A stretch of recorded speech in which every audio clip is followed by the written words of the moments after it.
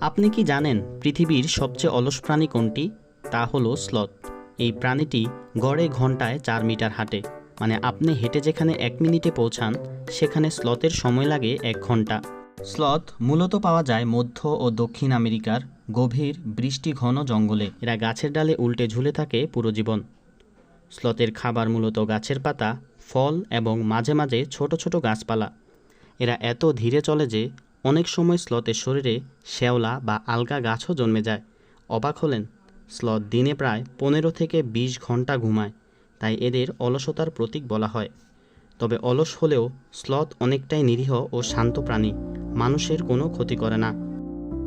শিকারী প্রাণীর হাত থেকে বাঁচতেই স্লথ গাছেই থাকে বেশিরভাগ সময়। এদের ধীর গতি এদের অস্ত্র, কারণ কম নড়াচড়া করায় শিকারীদের চোখে পড়ে না সহজে। এই ছিল স্লথ নিয়ে কিছু মজার তথ্য। পৃথিবীতে এমন শান্ত ও দৃঢ় প্রাণী খুবই বিরল।